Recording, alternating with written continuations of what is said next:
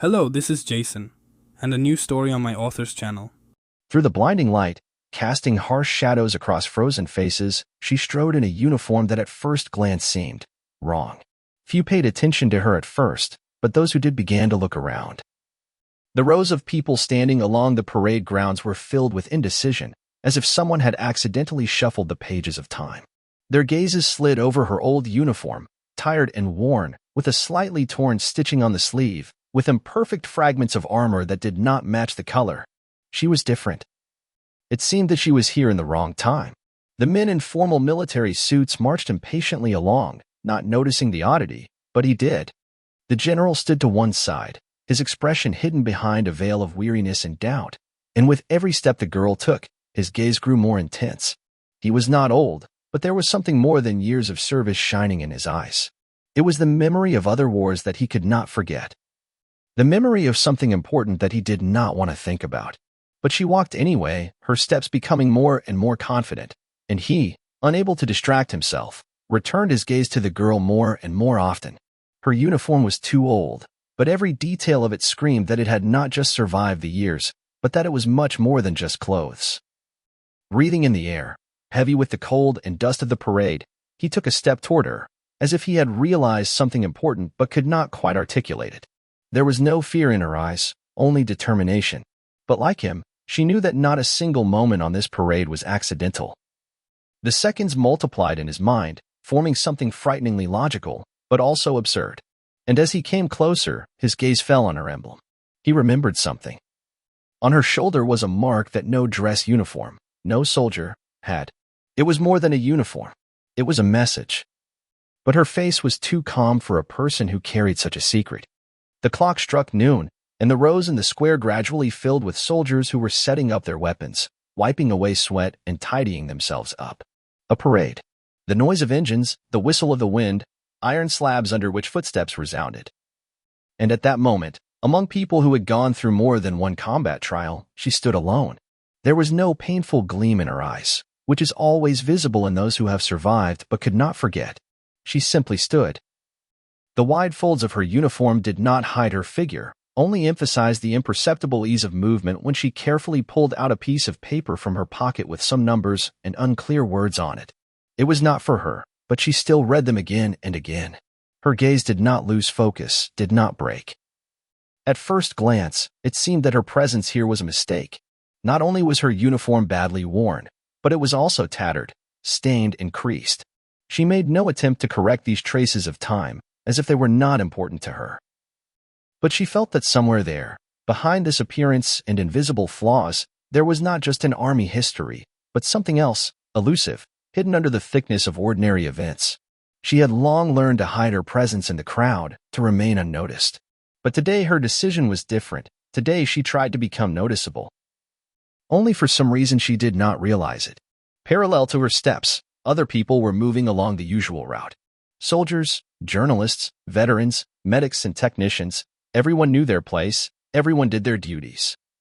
Among them was a veteran, an old corporal, who looked at her today with some strange interest. He had served before, in those very elite units that were spoken of in rumors. In his eyes was everything that was not said out loud: doubt, a strange mixture of despair and memories of those wars that had happened but had no clear outlines. He did not know what to think of her. What was she doing here? Meanwhile, on the platform next to the general's row, other officers were also watching her figure. They raised their eyebrows, exchanged meaningful glances. Some could not understand why their eyes kept returning to this girl. Of all the military units participating in the parade, only she was alien to this action. And there would be nothing strange in the fact that she was different from the others, if not for one thing: the uniform. The sign she wore on her shoulder had been crossed out of the official catalogs of army emblems several years ago. It was her personal decision, or more accurately, her mission. Everything she wore had nothing to do with what she was told about the norms and rules created in archive offices and on the trained shoulders of others. The general stood and thought, without looking up. He knew all about the secret units that went through tests that no magazine wrote about, and about which no materials were distributed. He knew that these units disappeared for years and then returned to society, forgotten and unrecognized, as if they had never existed. He knew that not every soldier could be part of these groups. Not everyone survived the trials that only those who were ready to be eclipsed by time could survive. And yet, this mark on the girl's shoulder, this symbol, was the sign of one of these fighters. But how did she end up here? Other rows passed them. The sun slid across the metal surfaces, and the reflected light made the parade heroes blink, as if they were in another dimension. Parallel timelines, several left glances. It all fit together into some unimaginable puzzle that could not be explained in simple words. Even if the general had approached and spoken to her, he would have realized that words would not help here. He had known for many years that some questions should not be asked. At the other end of the square stood another man who was familiar with this sign, but who had never served in an elite unit himself.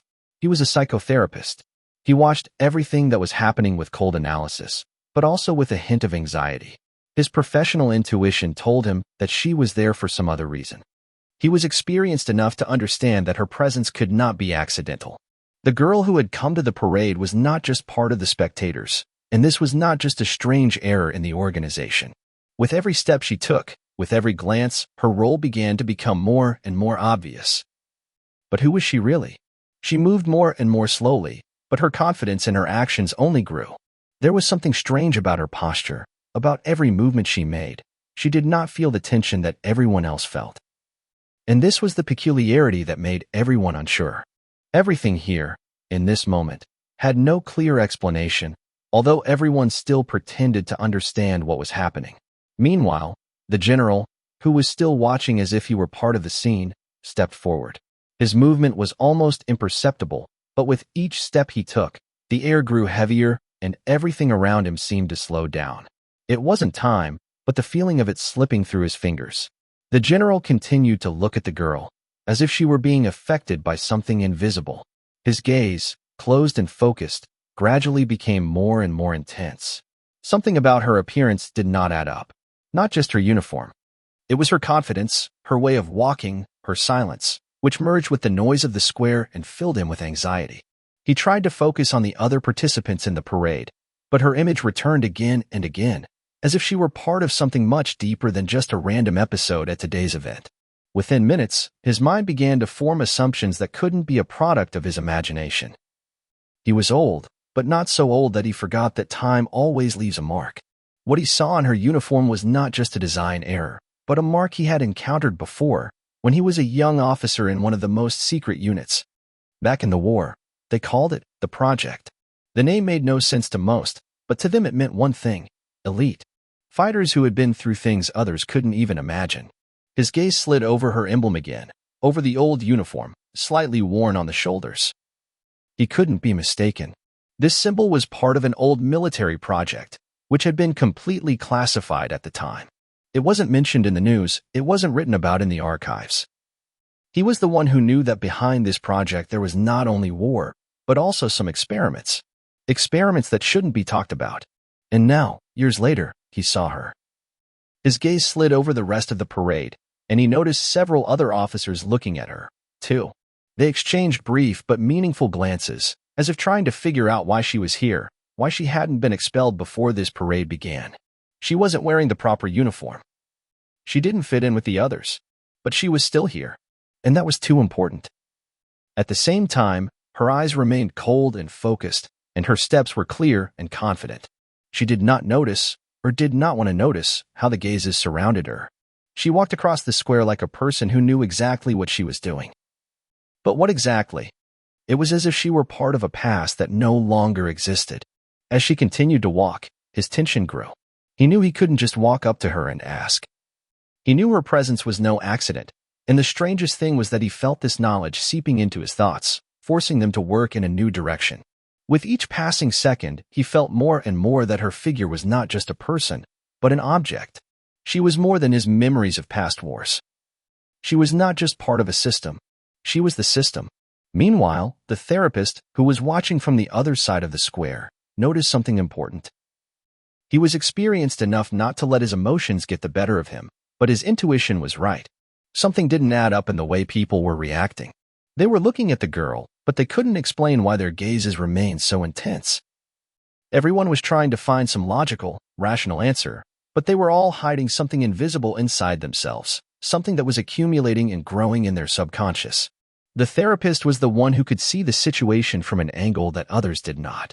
He knew that the parade was just a mask hiding something more important. His attention focused on the girl, and he began to track her behavior, her reactions. She, like everyone else, was standing in her place, but there was some elusive tension in her body. It was not the result of anxiety or fear. It was something deeper, almost mechanical.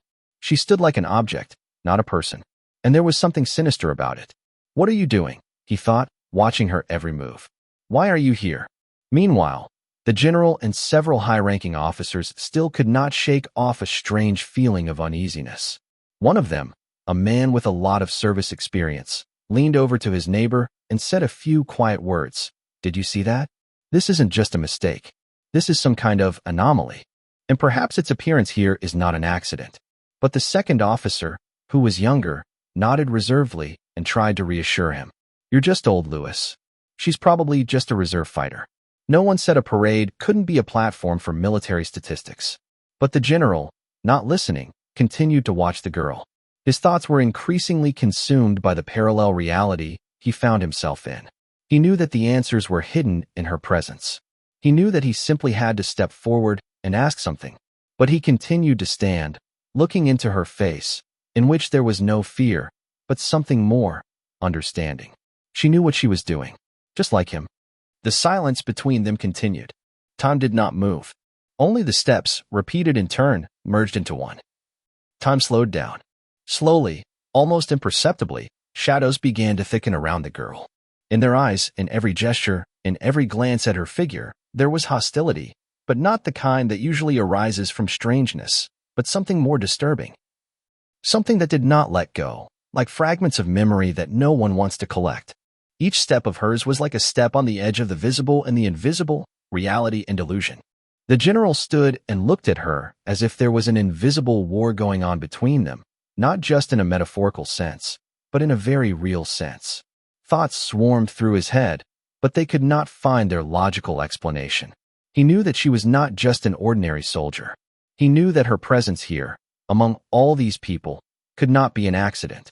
While other officers, who had noticed her strange uniform, openly laughed and suggested that she was an error in the lists, he felt his mind slipping on the edge of a deeper understanding. He had heard stories before of such fighters, who were tried to be erased from memory, who should not have been. At the same time, strange things were happening around the square. They were unnoticeable at first glance, but those who were attentive enough began to feel the familiar structure of the world around them crumbling, like sand slipping through your fingers. The therapist, standing at the other end of the square, felt again that coldness that had touched him when his gaze met hers. It was a gaze that left no room for questions. There was no fear or pain in her gaze, only absolute certainty that her place was here, that she should be here. And that gaze was becoming more and more powerful, drawing out something hidden and inexpressible from people. He knew she was more than just a fighter. She was like a tool, part of something bigger, something invisible, like a machine that does its job but doesn't understand why it does it.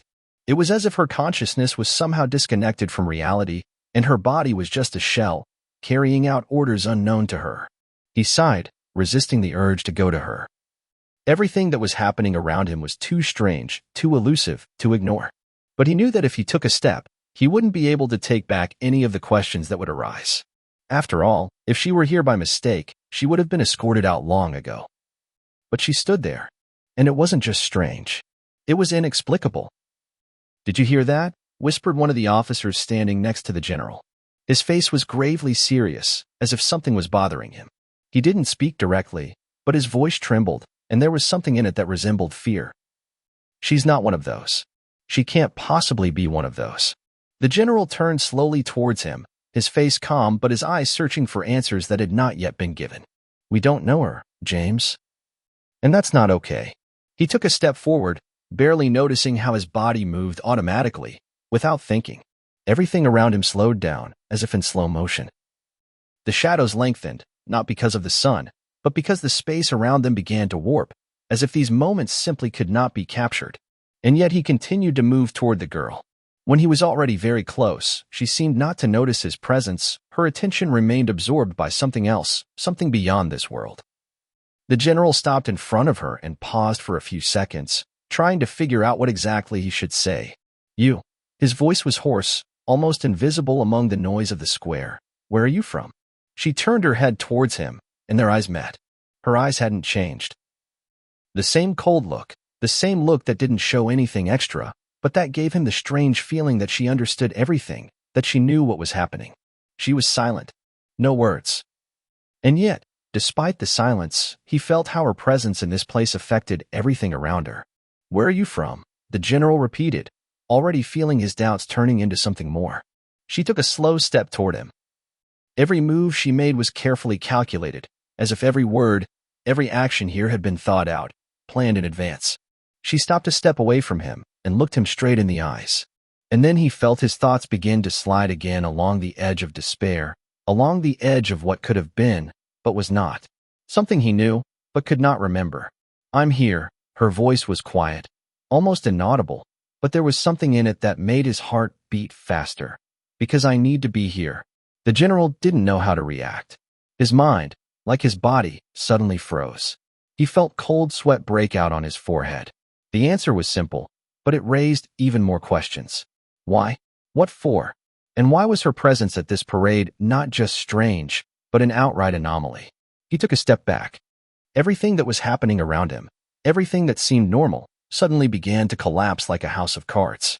And in that moment, in that silent stillness, he realized that what he had seen was only a small part of what was hidden, and the answers he was looking for did not belong to this world. Meanwhile, the therapist, who continued to observe, felt a strange change in the atmosphere. He felt the reality around him change. And no matter how hard he tried to find an explanation, all his observations, all his logical conclusions began to crumble. The one standing in front of him was not a person. And at that moment, his mind stopped resisting what was happening. He knew there was no point in going any further. The general stood before her, feeling his body begin to lose control. With each passing moment, his awareness of what was happening became more and more cloudy, as if reality was slowly blurring, and he was losing the ability to discern what was actually happening. The answer she had given was so simple and yet so impossible that the thought began to spin in his head. If she was telling the truth, then everything he knew about the world, about war, about military service, was just an illusion, nothing. He looked at her, but all he saw was the same expression, calm, confident, and a certain cold look, as if she had been here before. It felt familiar, as if he had seen her but in another time and place. It was strange and unnatural, because she wasn't just standing in front of him. She was part of something much more complex than a simple mission or order. I have to be here, she repeated, and even though her words weren't meant as a threat, they penetrated the deepest corners of his mind, making him doubt his reality. The general tried to find the words to answer, but there were none. He didn't know what to say. He knew that this girl was not just a mistake, not just an accident. She was part of something that couldn't be explained by conventional methods, something that defied analysis. And her certainty that she had to be here sounded like something inevitable, like a law of time that could not be disputed. He took a step back, then another, but he couldn't tear his eyes away from her. It was as if his brain had stopped working in its usual mode. Every impulse was slowed down. Every step now seemed heavy, like a step on sticky, viscous sand, and his thoughts mixed and intertwined into a bizarre pattern. The girl's gaze, her calm, all this became a heavy burden that he could not remove. He felt how the line between the feeling of safety and threat disappeared. He was on the verge of believing in the absurdity. Time was not what it had seemed before. Everything that was happening seemed broken, like a broken clock. Suddenly his gaze crossed with the eyes of another person standing not far from him. It was a psychotherapist who had been observing the situation for a long time. This person also seemed to understand something. A shadow of anxiety appeared in his eyes. He took a step forward, as if trying to approach them, but at that moment something unimaginable made him freeze. We shouldn't discuss this. The therapist's voice was quiet, but it was not only fearful, but also ready to fight. He turned his attention to the general and the girl at the same time, as if he already understood that all this was part of some plan that they were unable to understand. The general tried to understand what the man was trying to say, but the words seemed entirely out of place. He looked back at the girl. She stood before him, still motionless, as if her very form were part of some structure that could not change. She seemed both part of this world and yet beyond it, as if her very life had been recorded in some parallel time to the one he knew. You. Who are you really? He finally asked, and his voice sounded surprisingly quiet and colorless, as if he had ceased to be the center of events, had become just an outside observer.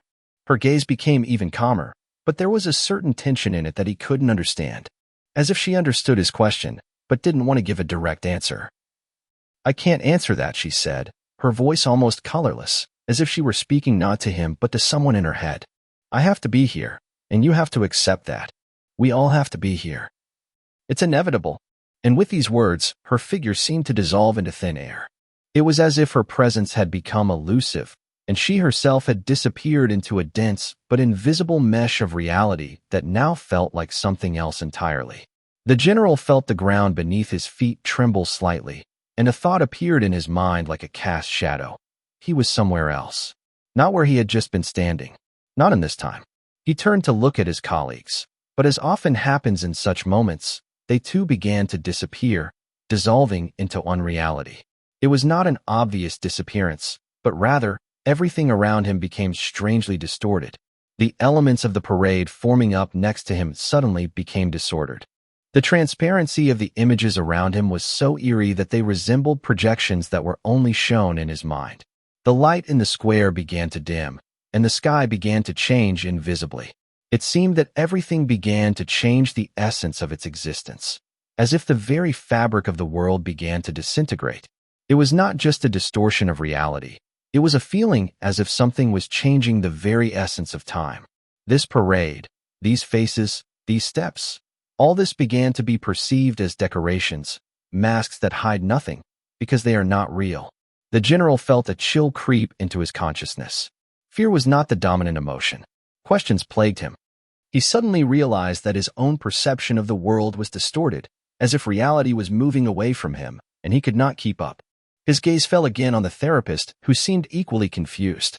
He began to retreat, his face becoming one of deep bewilderment and confusion. "We were wrong," the therapist said, and his voice sounded like a quiet call from a parallel world. "That's all. We were wrong." But as soon as he said this, his figure also dissolved into thin air, as if his presence in this world had become unnecessary. Everything around him became denser, and the space around the general felt like something that was trying to survive a collapse. He turned towards the girl. She was gone, and perhaps never had been. The general stood in absolute silence, in a space that now seemed torn apart, as if each moment, each instant, was vanishing before it could take shape. The uneasy thought grew in his mind that he had not only witnessed something impossible, but that he himself was now part of it. He could not remember how long he had been standing there. Minutes? Hours? Or maybe days, weeks, all mixed together into a vague, shapeless space that defied logic. His hands became cold, and his thoughts moved with some unusual, unnatural viscosity, as if the mechanisms in his head had started working differently than before. He shrank from this. His muscles seemed to be fettered by something invisible, and only light movements of his fingers could bring back the feeling of reality. But what was reality? Where was the end of one world and the beginning of another? He felt how the invisible border separating ordinary reality from something more complex was slipping away like sand through his fingers. The general moved his eyes, trying to return to the structure that he had recently considered familiar and understandable. But before him was only an empty square. All the people had disappeared, as had the very atmosphere of the event that had just seemed real. The sky, which had just been bright and clear, now had a strange hue, dull, faded, like a painting that had long since lost its bright colors. He took a step forward, and his foot pushed off the ground in slow motion. It was as if it wasn't real. He couldn't see the people or the military equipment anymore. All of those elements had disappeared, leaving an empty space that looked more like a room with dark corners than a real square. His breathing became heavy and his consciousness became distorted, as if everything that was happening was a dream that was about to disappear, but still continued to pull him into this strange world. From somewhere in the distance, a sound came, barely audible, but so familiar, the sound of footsteps. At first he did not pay attention to it, but then the steps began to become clearer, louder, and finally his attention switched to the figure that was moving in his direction. She was almost invisible, as if her outlines were dissolving in the air, but still he could discern her movements. It was the same girl, but now she was different. Even her form, which he had once tried to analyze, seemed less tangible, as if her body had become something transparent, like an empty shell that did not belong to this world. The general took a few steps forward, feeling his body becoming heavy again, as if every cell was resisting the movement, but still moving forward. He couldn't stop, as if something invisible was forcing him to walk towards her. "You're here," he said, and his voice was strangely quiet, almost elusive, as if the sound disappeared into the air before reaching her ears. She didn't answer. She just stood there, her figure now much more ghostly than before. There was no surprise or emotion in her eyes, as if she already knew what was happening, as if all her actions were predetermined. She was part of something he couldn't understand. Everything she said was empty words that had no meaning. The general knew he had to ask something, had to find an answer, but the words wouldn't come. Instead, he felt his mind begin to blur again. His own memories were becoming foreign. He couldn't remember where he'd come from, couldn't remember when he'd started standing here, or how long it had been that way. Every movement he made now felt like an echo of someone else's past, as if he were caught in a chain of events that couldn't be changed. His gaze fell on her form, and in that moment, something strange and unfamiliar began to happen. The clothes she wore, like her presence, were out of place and time. But this time, her form wasn't just unusual, it was part of a reality he couldn't cope with. One detail caught his attention. On her chest, unnoticeable against the background, was a sign that he had only seen in the most secret archives. It was a symbol that had once appeared in private military groups, but had long been forgotten. He couldn't understand why this sign was there, or what it meant. He knew that this symbol was part of something much larger than just military affiliation. His voice broke again, but this time he couldn't stop the questions that were making their way through his mind. "Are you one of those who were destroyed?" Her face finally changed slightly. There was a shadow in her eyes, but no answer. He knew she understood his question. She knew he wasn't just wondering about her identity. He was trying to understand what was happening to the reality around him, and his words were the tool he used to break through that barrier. She took a step forward, and for a moment the air around them seemed to tremble. He felt a slight tension in the atmosphere, as if reality itself had compressed a little. "You don't have to understand." Her voice was still calm, but now it sounded with a certain heaviness, as if it were a statement rather than an answer. "You have to accept." The general froze, his body trembled, and in that moment something became clear. He realized that this entire world, which he perceived as real, was part of a game in which he himself was just a pawn, nothing more. Everything that was happening was part of some greater process that he could not understand and could not stop. He felt the space around him begin to disappear again. Everything around him was dissolving like sand in the wind. Suddenly the sky above him became even darker, and his body lost its sense of reality again. And again, as for the first time, he felt that strange, inexpressible fear of something that could not be explained. The general walked forward, but his feet no longer touched the ground. It was a strange sensation, as if the entire world beneath him was warping, and he was at the center of that distortion, as if he were trying to hold on to reality as it slipped between his fingers. He tried to focus, but everything around him was beginning to shrink, his eyes unable to find focus. There were no sounds, no smells, no sensations. Everything was gone. Or maybe, on the contrary, everything was too obvious to be real. He tried to focus his attention on the girl again, but her figure was now even more elusive. It was as if she existed in several worlds at once. Her body was not as clear as before. She blurred and thickened, like a shadow that was pierced by rays of light. But she was still close. She did not move. She was just there. The general was at a loss for words. The therapist's voice echoed in his head again, his last words echoing in his memory. "We were wrong," he had said when he was still here, and the world around him was beginning to crumble. He remembered his eyes, empty, tired, but there was more than fear in them. There was a heavy truth in them that he could not cope with. He looked at the girl again, but now she was not like the one who stood before him a few minutes ago. Her eyes were dark as abysses, and as before, they did not express any emotions. She did not say a word, but he felt her presence as never before. He came closer, but he could not take a step. It was as if he was standing in midair, as if he were walking on an invisible wall. Images that didn't belong in this world flashed through his mind. He saw soldiers in another time, another space, somewhere on the edge of war, carrying heavy burdens. They moved in complete silence, like machines that couldn't stop. Among them were people he had once known, but their faces were distorted, like old photographs that had lost their meaning. And then he realized that these people were not from the past. These faces were his future. A future he had not yet lived, but which was coming, somewhere beyond his understanding. He began to feel something invisible squeezing his chest. This world, this parade, it was not just a show, not just a theater.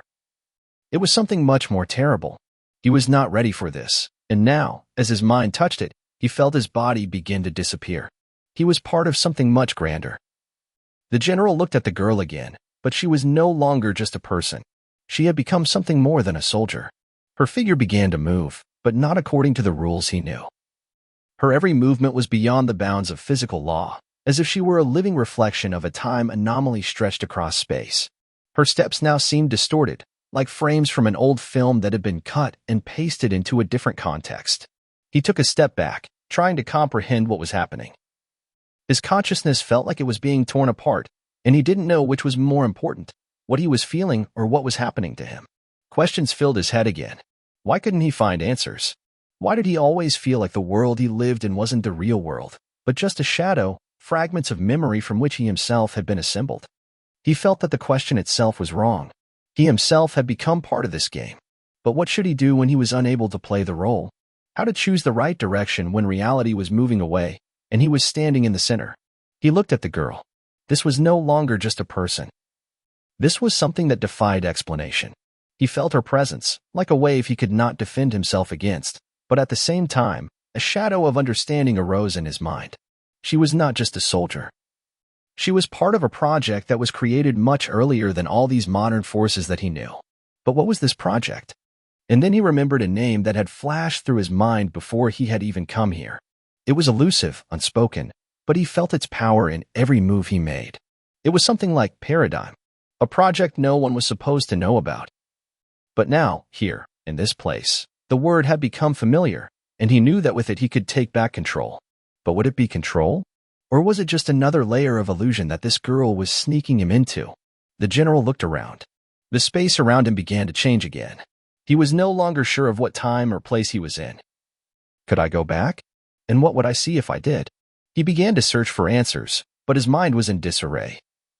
At some point, he realized that he would not find them. He could not find answers in a world where reality was only fragments, where everything seemed to be part of some disorienting game. The answers were hidden, but why did they still attract him like a magnet? He looked at the girl again. She stood motionless, like a monument, like an absolute. And he realized that this whole situation, everything that was happening, was not just an experience or a training. It was a test. But a test for whom? A test he could not pass. And perhaps should never pass. The girl stepped forward again. She had come so close to him that the general could feel her breath, even if it was as subtle as her figure. But now that he stood before her, everything around him was so clear and so empty that his consciousness no longer perceived the usual details. The space around him had lost all boundaries. He saw her, but he was not sure that he saw her as she really was. Her every move was now as if recorded in some endless time loop. He saw her fingers begin to move slowly, as if she were holding back some force that could not be stopped. There was no emotion in her eyes, but there was something else, something that made him feel as if he himself had become part of this mechanism. Every word she spoke was lost in space, but his consciousness was not yet ready to accept that this moment was not just a game. It was something more. You can't. Her voice was as even as before, but now there was a heaviness to it. He couldn't understand why, but her words sounded like a sentence. He knew she wasn't just saying something. She was asserting, "You shouldn't know." The general froze, his heart skipping a beat. The words had come out so easily that they had pierced his mind, leaving an empty vortex into which all his understanding had drained. He wanted to answer that he had to know, that everything that was happening had to be explained. But even if he had wanted to, his tongue was powerless. He could not find the words to describe what was happening. And in that moment, he realized that words were meaningless. They would not change anything. He tried to retreat, but found himself in the same place as before. Everything around him was monotonous. An endless plain, almost unlit, empty. There was no sound, no movement. Only he, the girl, and this strange reality, which now began to feel like an entire universe folded into a point. You still don't understand. Her voice pierced the silence like lightning in a calm sky. He flinched. His mind tried to grasp her words, but he knew that all this was happening was more than just information. It was a message. He looked at her, trying to find an answer in her eyes. but her eyes offered nothing. No regret, no sympathy. Just a cold understanding that what was happening was too late to change. She was here because it was her choice. But was that choice her own? He couldn't tell. He couldn't. You know you were chosen. Her words stopped him again. Chosen. For what? For something that had already happened, or for something that hadn't happened yet? You were chosen, but you weren't ready. The general felt his own thoughts begin to swirl around those words. Chosen. It wasn't just a word. It was a statement. It meant that his role in this world had been determined. But by whom? And who was he, really, if not who he thought he was? He realized that for all these years, for all his actions, he had been only part of a much more complex process. He had never chosen. He had only followed. And at some point, in this place, in this empty plane, he realized that no memories could help him. All these years, his entire career, they were only part of something that could not be changed. Her gaze grew even more intense. He felt his body begin to weaken, as if his energy was being sucked out of him, but not in a physical sense. It was something else, something far more dangerous and invisible. He realized that her presence in this place was not accidental. She was not just a soldier. She was part of something more deeply programmed. You've never been in the present, she said, her words echoing in his mind. You've always been in between. Between worlds, between realities. You are the bridge that those who were not yet meant to come must cross. Each word she spoke plunged him deeper into this fog, into this shaky reality that could not be described. He felt his body becoming transparent, his existence disappearing into this space. Everything that was once familiar and understandable now seemed distant, like a forgotten memory. It was all foretold. Her voice sounded less human now, and more ancient and inevitable. Everything that happens is part of one of the possible paths. You just weren't supposed to understand it. The general was on the verge of collapsing, but no matter how hard his body tried to resist, it was devoid of strength. He felt his consciousness slowly dissolving into thin air, disappearing into the void. He could no longer understand what was happening. He only knew that he was part of something much more complex. He was not just a man, not just a soldier. He was part of a process that had already been forced upon him, and there was no turning back. The girl stepped closer. Her face now seemed inhuman. It was like a projection, like an illusion, like something that could not be contained in this world.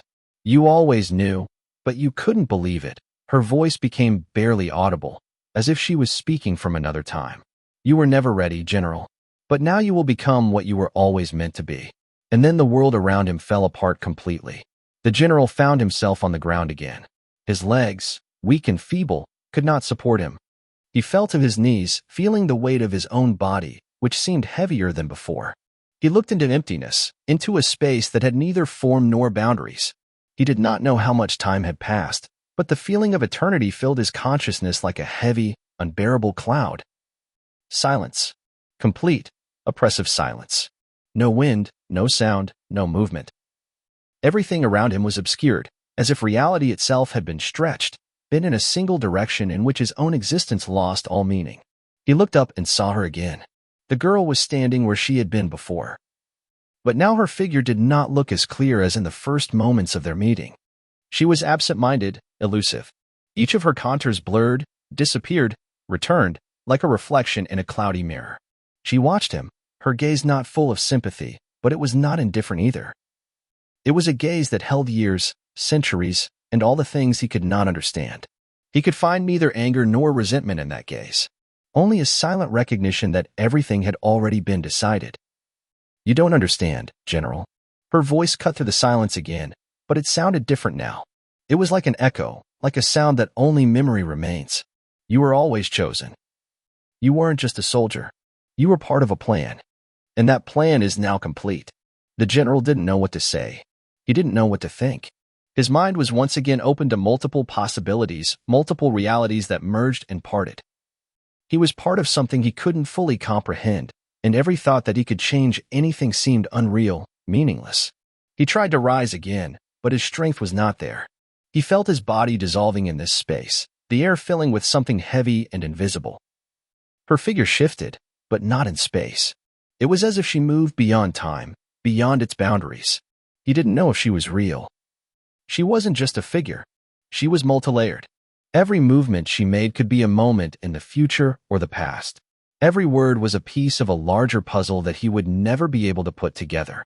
You think you can change it, but you've already made your choice. Her voice penetrated his consciousness again, making him feel his will weaken.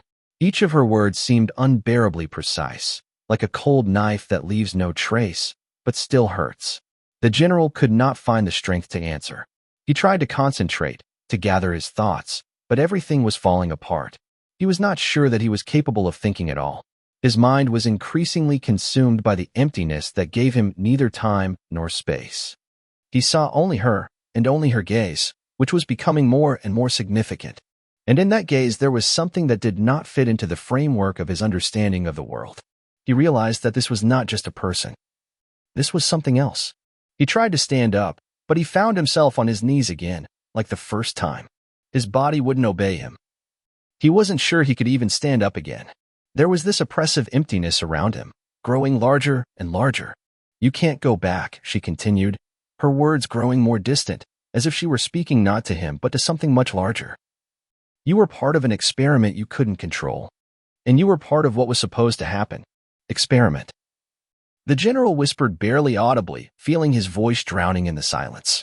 He tried to get up, but couldn't. "What experiment? Why?"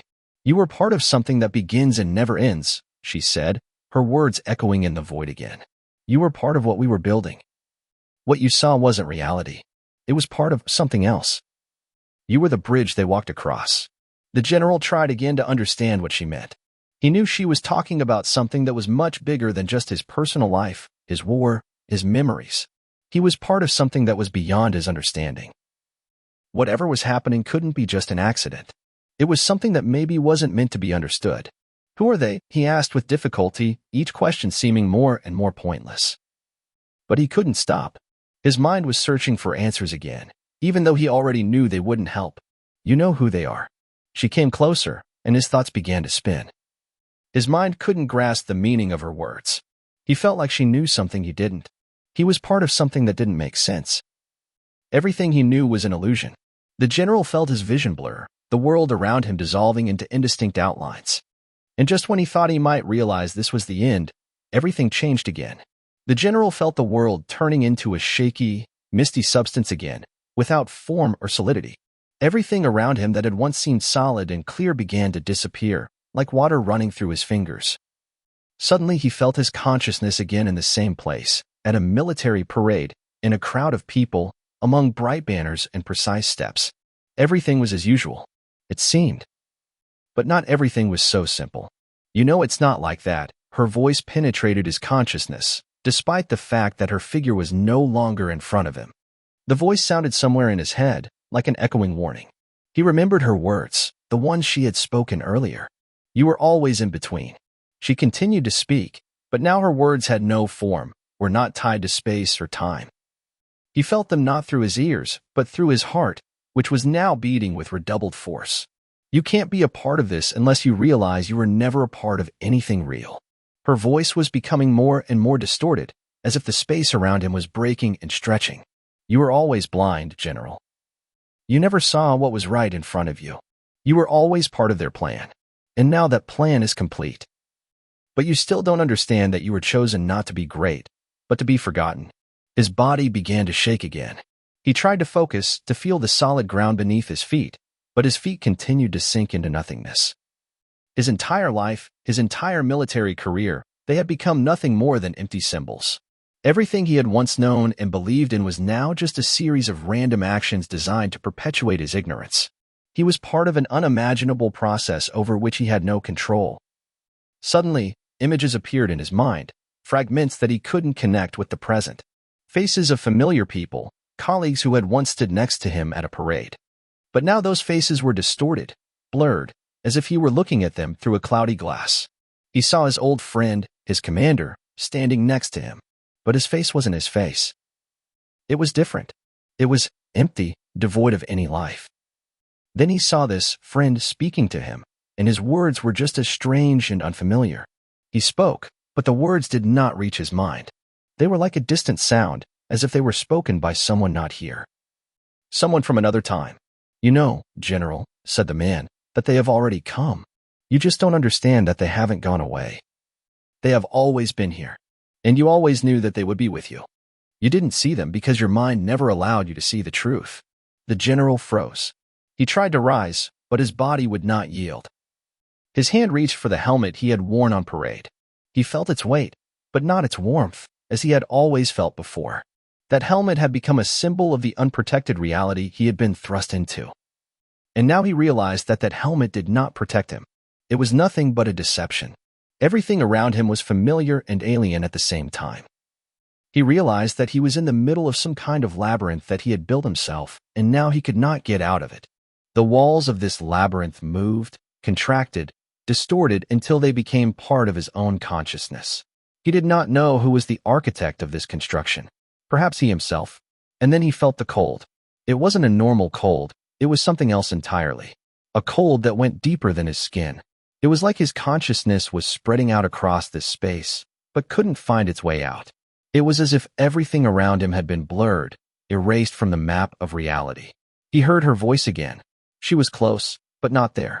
She spoke as if her words passed through him, but did not reach his ears. They penetrated deeper, to the very core of his being. You can't change what's happened, General. Her voice was cold, but not cruel. It was just facts laid out on shelves. You were part of what was meant to happen, and you never realized that you were their puppet. But you were chosen, and your role was already played. The general felt his head spinning, as if his consciousness was trying to leave his body but couldn't. He wanted to scream, but his voice was lost in the void. There was nothing he could do. His thoughts were scattered, like books whose pages had been lost in time. He tried to remember the moments when he was himself. He tried to piece together his memories, but they wouldn't fit. Flashes from the past, his life as a soldier, his victory, his loss, they were all like distant memories that no longer mattered. He tried to understand what it meant to be alive in this place, what it meant to be human, but his own life had lost all shape. You weren't just a soldier, she continued, her words seeming even more distant, as if they were coming from another time, another reality. You were part of an operation that ended, but you can't forget that. You were part of their plan, and now you're not the same person you were before.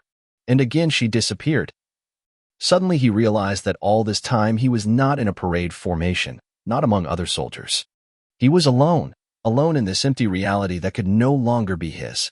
In that moment, he realized that not only had he lost his reality, but he himself had become part of something that made no sense. His consciousness closed the last page. The general sat on the concrete floor, in a place that had no time or space. The walls disappeared and reappeared like fog that could not be grasped. He saw only her eyes, cold and impenetrable, eyes that told him nothing, but at the same time said everything. He was trapped, and she was part of that trap, part of his own consciousness that kept moving in circles. He remembered how it all began, how this day had begun, how his life had become filled with a meaning he couldn't explain then. But now, in this place, he knew he was part of something that had no beginning and no end. Flashes of memory kept coming, but they were incomplete, unfinished. Like torn pages that someone had tried to gather and then tear again. Each one left a void in him, a void he couldn't fill now. Now he couldn't believe he had once been a man. A man with a purpose, with tasks, with responsibilities. It all seemed so far away, so unreal. But now here, in this place, his thoughts returned to the same question.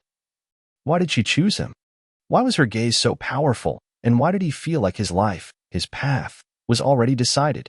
She hadn't spoken to him for some time, but he knew she was still there, somewhere nearby. He was trying to understand what was happening to him, what was happening to his reality. He was trying to break out of this loop, this space that was haunting him. He wanted to believe again that all of this was nothing more than a nightmare, that he could wake up and find himself back in his real world. But he knew it wasn't. This world was part of something that had no form, and his own self had long since lost its identity. The sounds began to return. At first, muffled, as if they were far away, beyond his perception. Footsteps. He raised his head, feeling how his eyes, until recently frozen in this emptiness, began to perceive the space around him. The footsteps became clearer, as if someone was approaching him. He stood up, but his body was heavy again, disobedient. Every movement was difficult, as if his muscles did not belong to him. The shadow in front of him became clearer. It was her. She appeared, as always, suddenly. Just as her image disappeared when she said that it didn't matter, that there was no need to try to fight something that couldn't be changed. But now she stood right in front of him, and his body couldn't help but notice her presence. Everything around him was silent, but she was still a part of this world, a part of his own reality. "You're here again." Her words were quiet, but he felt them everywhere. In the air, in his body, in his thoughts. He wanted to say something, but he couldn't. She continued to look at him, and her gaze seemed heavier. "You're still looking for answers, General, but you won't be able to find them." "Why?"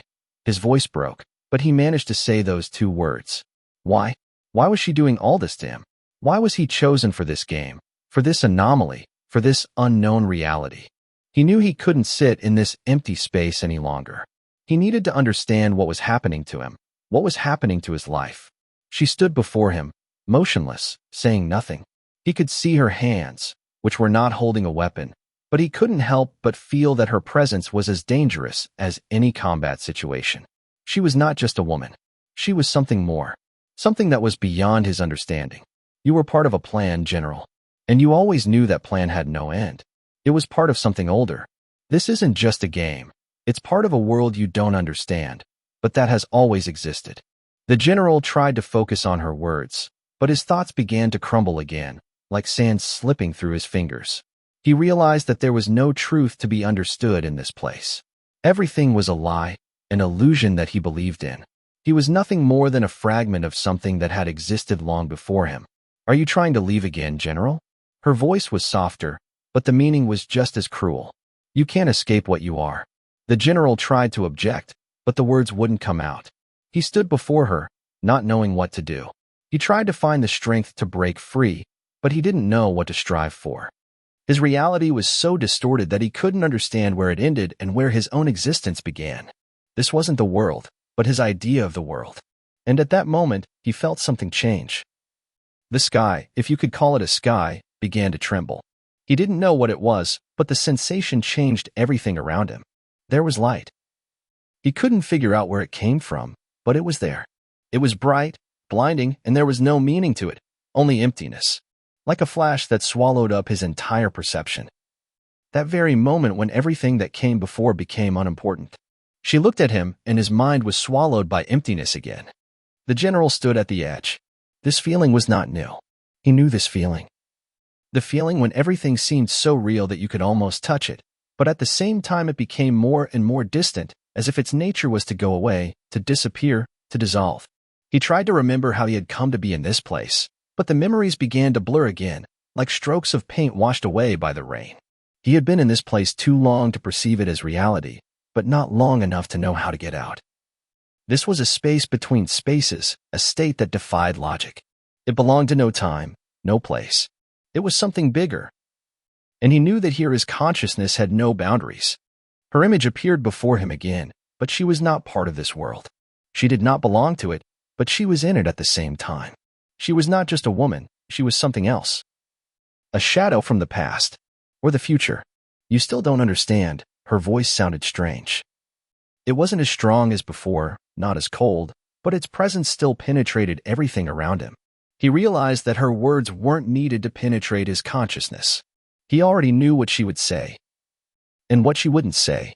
"Why are you doing this?" he asked. His voice was weaker than he expected. The words lost their power here, their meaning leaking out like water through a grate. But he kept trying. She looked at him with an expression that was not sympathetic. It was more curiosity, as if she were watching him like a scientist studying a labyrinth he had wandered into. "Because you were chosen. You were necessary. It wasn't an accident, General. It was necessary. You were part of something beyond your understanding, and you couldn't escape it. You couldn't understand that it wasn't your choice. You speak as if I were just a pawn, but I made my own choice. I was always in this game, and I was a part of it." His voice became desperate again, but the words no longer had the power to bring him back to reality. She was silent again.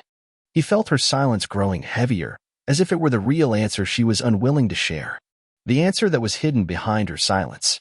The general looked away. The walls were beginning to disappear again, and so were people, faces, and familiar objects. Everything was becoming as shaky as the illusion he had spoken of. He tried to cling to one of the memories, but it crumbled like dust.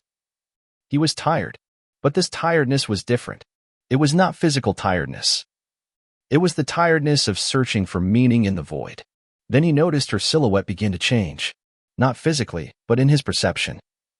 He tried to focus, but everything was blurring in his mind, as if space and time were beginning to compress and stretch. This wasn't just an illusion. It was something much more complex. Something was wrong. He felt a strange tension radiating from every cell in his body, as if it was trying to tear him apart from the inside. You don't understand that you're not here anymore. You're not where you were. You're not in the time you were. You can't go back, General. And you can't be who you were before. Her words didn't seem so important now. He knew this wasn't just a conversation. This was a process. And then he realized that his "I" had long since lost its meaning. He was not the man he saw himself as. He was not a general, not a soldier, not a man standing among the multitude. He was part of something that existed long before him and continued after him. His life was only a small part of a gigantic mechanism, and he was no more than a function in this mechanism. He was not a man, but an instrument. He was not the one who made decisions, but the one who was led, who fulfilled a role assigned to him even before he realized that he was in the game. The game wasn't his, and it never had been. He was just part of it, and he couldn't choose anymore. He couldn't leave this game. And in that moment of time, when everything around him was destroyed and turned into an endless cycle, he saw her gaze. She was no longer just a figure. She had become his very reality. In her eyes, he saw emptiness. But it was not emptiness that could be perceived as absence. It was emptiness filled with everything he could not comprehend. In it, all possible horizons were distorted. She did not look at him. She was his. She was what he tried to hide, and what was impossible for him to understand. You were never free, General. Her words no longer mattered. They sounded like a reality that had long since ceased to make sense. You were always part of something you couldn't change. And you were part of me. You were part of something that couldn't be stopped. He wanted to answer, but the words disappeared. At that moment, everything disappeared. His consciousness was consumed by emptiness. And then she disappeared. The general opened his eyes. And though the world around him was familiar, he felt it in a new way. It wasn't a direct return. There was no sense of being back where he'd been before. Everything was different, and his body refused to acknowledge it. It was as if his return to reality hadn't been complete, as if he were stuck between layers of different worlds. He saw everything as clearly as before, but every object, every movement, every sound seemed more ghostly, more ephemeral. Even the air around him was too light, too unyielding. He sat on a cold surface, black and smooth as glass. It seemed to be a floor, but there were no walls or ceiling. The space seemed vast, but not real, somehow parallel and fleeting. It was a strange sensation. He was here, but he was not part of this space. There were no people around, no sounds, only a quiet hum that could not be called a real sound. It was emptiness, but it was not absolute. He heard it. He felt it. He stood up, feeling his feet barely touching the ground, as if his body had no mass. It was a strange feeling, as if he could easily dissolve into thin air, become part of this empty space. His steps left no trace, as if he was not moving on the ground, but on something light and fragile, and everything around him remained in this unstable state. He tried to focus, but again his thoughts felt torn apart, as if they were pieces of something that couldn't be put back together. He knew he had to do something, but he didn't know what. His mind raced, trying to latch onto one thought, one idea that would bring him back to reality. But all he felt was a sense of loss. He had lost himself, lost the world, lost the path that had once seemed so obvious. Moments that had once been important were now gone. All memories were distorted, turned into shadows, echoes, flickers of light. He was sure that he was here for a reason, that he was part of something that demanded action. But what exactly demanded it? And why? The silence was broken. He felt her approach before he saw her. A strange chill ran across his skin, and his heart stopped for a moment. He didn't know who she was, but her presence was something inescapable. She stood before him, and her image began to stabilize again, as if she, too, were part of this space. She was not a woman in the sense he knew the term. She was not something he could understand. She wasn't part of his world, but he knew she was there. She was more than just a figure. She wasn't just a shadow. She was something else, something that transcended logic. You still don't realize. Her voice was soft, but with such a coldness that its words penetrated his consciousness like ice. He couldn't say what was chilling him. He couldn't say that he still felt her presence. But something inside him was clinching with this emptiness. He knew that she wasn't saying everything. She never said everything. The general was silent. He wasn't sure he could speak at all. His words lost their meaning in this space. You tried to understand, she went on. You thought there was a way to go back. You thought you could right your wrongs. But you don't understand. You don't understand that none of this was an accident. You don't understand that you were never a person. You were a machine. An element. You were the one who carried out the task, but you were never the one who chose the path. She stepped forward, and his body, as if responding to this movement, moved too, but with a sense of resistance. He tried to catch her gaze, but her eyes were empty, like bottomless wells. I was a man. I was. A general. His voice was labored, as if each sentence lost its meaning on the way to his ears. She sighed, and the sound was like a wind that dully penetrates the body, but brings no relief. She looked at him with an inexpressible look.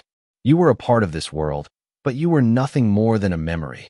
You were who you were supposed to be, but you became what you always were, General. You cannot choose. You cannot break free. He felt his body being weighed down again, his consciousness beginning to sink back into the very void he had been trying to escape. He began to understand. His reality had never been real. He was the one who remained in this world, unaware that his goal was only part of something greater. He was the one who was involved in the process, but not really in the game. Suddenly his gaze fell on something in the distance. The fog cleared, and he saw objects, familiar and alien at the same time. Some figures. People. But they did not move. They stood frozen, like statues, looking at him with invisible attention. And then he understood. He was the one who was always the observer, the one who always stood outside of time and space. He was the one who could not control his reality, the one who was always part of something bigger than him. Do you understand that you can't choose anymore? Her words pierced him. Do you understand that you weren't in this place by accident? You can't leave the game because the game has always been a part of you. Everything around him disappeared, and he found himself in the void again, absorbed in its silence. The silence continued, but it no longer felt like emptiness. It was not something you could call silence. It was something more, something much deeper. It was penetrating him, permeating every cell of his body, every thought. He could not separate himself from it. It was not just a backdrop, but the foundation of existence itself, a wall beyond which there was nothing he could understand. He stood there, and the space around him changed. Buildings, roads, trees, everything disappeared and reappeared as if reality were folding and unfolding. There seemed to be no logic to what was happening. Everything was here and not here at the same time. Time, which had once seemed so important, now had no meaning. It didn't move, didn't stretch forward, didn't stand still. It was simply unimportant. He looked at her again. She was with him, as always, but he saw her differently now. Her figure was not just a part of this world. She was its very essence. She did not exist within the space-time continuum as he had come to understand it. She was not just a presence, she was an absence. She was a void that could become everything. You can't leave, her voice, still the same, but now it didn't sound like something separate from his own inner state. It wasn't her voice, but the voice from deep within his mind. You thought you were free. But you were never free.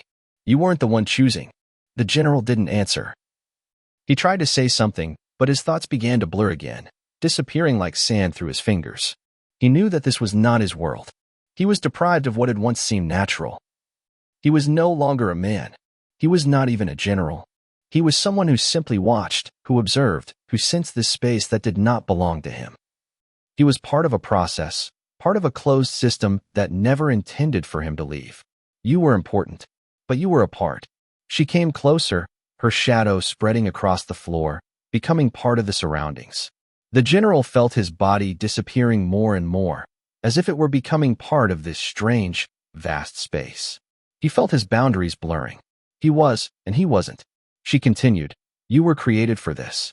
You were an element of a great machine, and you never went beyond it. You never chose, General. You were only the one who fulfilled a role. He tried to tear his gaze away from her figure, but she filled his entire field of vision again. Everything he had tried to understand now seemed unnecessary.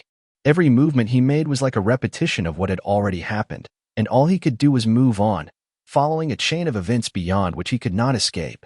You always thought you were chosen. You thought you were the one who could make the choice. But you were never in this place by chance.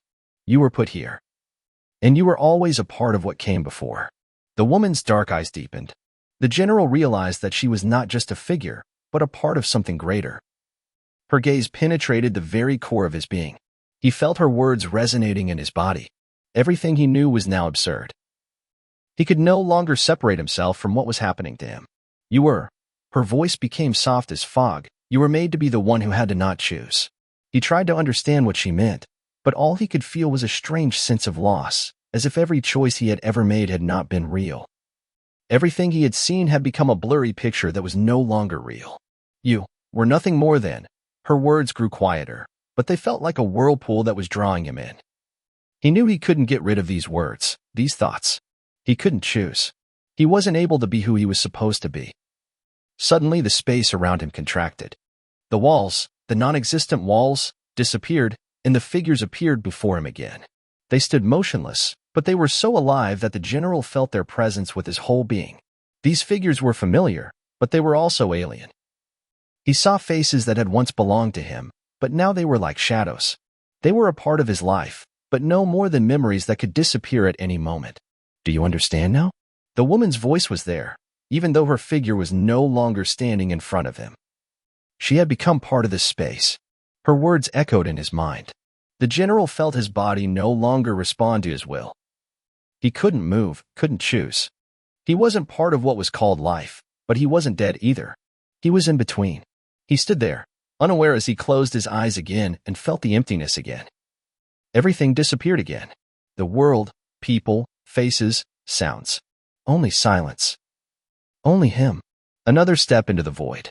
Darkness filled the space, shrinking, merciless, giving no chance for consolation. The general stood in it, feeling his body no longer have weight, as if it were disintegrating into atoms. He was somewhere between worlds, but he was still here, despite the fact that this place was not reality, but only its shadow. He heard her voice, but now it was becoming fainter, almost like an echo in the void, like footsteps that leave no trace on the ground. He knew she was there, but he couldn't quite place her. He tried to remember her face, her words, but everything was blurry, like a mosaic that had broken into millions of non-existent pieces. He tried to focus again, but his thoughts were running out of time, like a clock that had lost its ticking. He was beyond time, beyond anything that could explain what was happening. Suddenly the world around him began to change. He couldn't understand what had happened, but he felt the space become solid again. He could breathe. He could feel the weight of the air. He looked down. His body was there again, his arms, his legs, his skin. He was alive, but everything seemed unsteady. There was no despair or hope in this world, only a neutral, cold silence that oppressed. He stepped forward. The same figures, the same faces, the same shadows, they were there. But they were no longer frozen statues. They moved, but with an alienated, inverted cruelty, as if their movements had been torn out of time. Their eyes were empty. They did not see him, but they looked in his direction. He froze. They weren't here by chance, and he knew it. These people, these shadows, they were part of something bigger than just his memories. They were part of a path he'd walked, even though it was never a choice he'd made. He felt her presence again, but he couldn't figure out where it was coming from. She was where she always was, outside this world, outside everything that surrounded him. He couldn't see her, but he could feel her. He knew that she was still his companion on this strange journey. You came again. Her words were not loud, but he felt them, like a cold that penetrated him to the very core. You are here again because you cannot choose. Her voice was precise, disjointed. It made no sense, but at the same time it was full of meaning that he could not comprehend. He knew that there was truth in her words. He could not understand it, but he knew that it was a truth that could not be found in the familiar world. He was nothing more than a part of something vast and infinite, something that went beyond his own perception. The general felt the space around him warp again, as if it were being stretched and compressed at the same time. He couldn't separate himself from this reality, but at the same time he was alien to this place. He was trapped. He looked at the figures moving around him, silent and detached. He realized that they weren't people. They were projections, echoes of his past. They weren't the ones who had once been with him, They were just shadows stretched out by time and space, and they couldn't give him anything. He stepped forward, but his movement was slow, almost in slow motion, as if time was trying to stop him. He felt her presence again. This cold, this inevitable moment, it was an integral part of his being. He couldn't escape it. You were important. Her words echoed with a heavy, painful echo. You thought you were the one choosing, but you were only the one who was meant to be. You were part of a system, part of a world that was built long before you were born. She didn't explain, didn't chew it all out. She just spoke the words as if they were part of themselves. The general knew she was right. He was trapped. He wasn't the one who could choose. He was the one who had to walk this path. He looked at the figures again. Each face was now familiar and alien at the same time. He tried to recognize them, but he knew it was impossible. These people, these shadows, were not the ones he knew. They were part of his myth. And he was part of that myth too. You can't get out, she said as if it were true.